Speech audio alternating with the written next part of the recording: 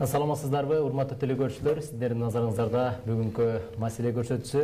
Биз бүгүн бак өстүрүүнүн өзгөчөлүктөрү, ошондой эле токой экология багытында бүгүн сөз кылмакчыбыз. Бүгүнкү биздин студиябыздын коноктору буга чейин мамлекеттик кызматтарда иштеп, бүгүнкү күндө ишкер Курбанов Жаныш агай.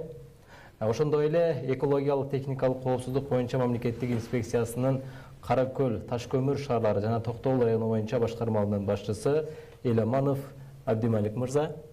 Ошондой эле жеке ишкер Нарматов Улам мырзалар келип отурат. Саламатсыздарбы, студиябызга кош келипсиздер.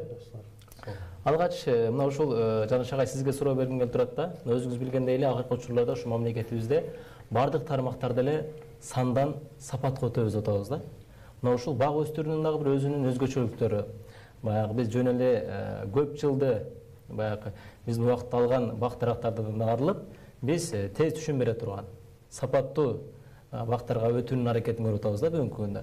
Мына ушул багыт боюнча башынан айта кетсеңиз. Рахмат, урматтуу телекөрүүчүлөр, урматтуу туугандар. Биз бүгүн интенсивный бак же болбосо тесме өрүүчү бак жөнүндө суроо берип атасың. Азыркы мезгилде мына көрүп атабыз, мал өстүрүү боюнча дагы, башка өстүрүү боюнча дагы бир сапаттуу же мол түшүм бере турган сүттүү уйларды же койлорду эт берүүчү багыттагы койлорду кылабыз дейбиз. Эми ушу бак өстүрүүдө дагы биз ушундай бир жакшы жолго өтсөкпү деген ой болуп жатат да. Себеби дегенде бул жашоо бошу өзү күрөш. Жашоо үчүн күрөшүш керек, бир жакшы пайда табыш керек.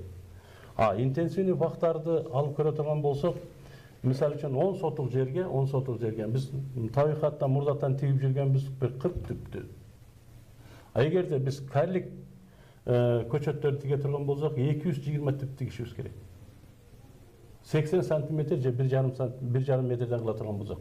Эгерде 1,5 метр, 3 метрден кылып тиге турган болсок, бул карликтерди 111 түп көчөт тигишибиз керек.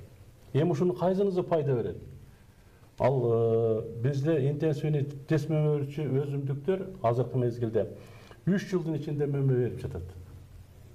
Уже экинчи жылдары технический мөмө бере турган болсо, 3-4 жылдан баштап коммерческий төшүм бере баштайт. Мисалы үчүн сатууга мүмкүнчүлүк аласың да. Ал эми жанагы биз мурдатан өстүрүп жүргөн дарактарды 7 жыл, 8 жыл күтүш керек. Дагы бир мисалды айтайын, мен 6 жыл өстүрөйлү деп атам. 6 жылда чоң жаңа дарактар мөмө берет да.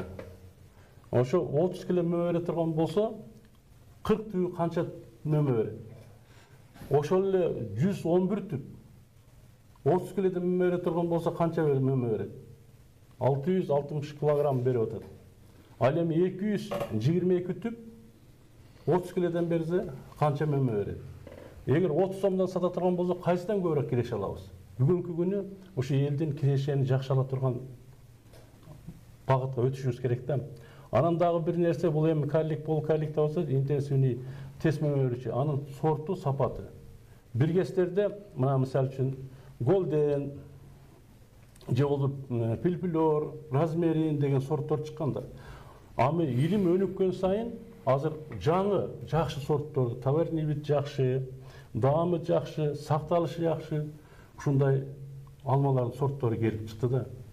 Мисалы үчүн көк алмадан Грен Смит, сары алмадан Golden Delicious, Айдалет, Red Chief, Super Chief, Жеромини, ашып айтып аткандар ушундай сорттор келип чыкты да. Бүгүнкү күнү биз элге түшүндүрүп берип туруп, ушул жакшы нерселерге үйрөтүшүбүз керек болот да.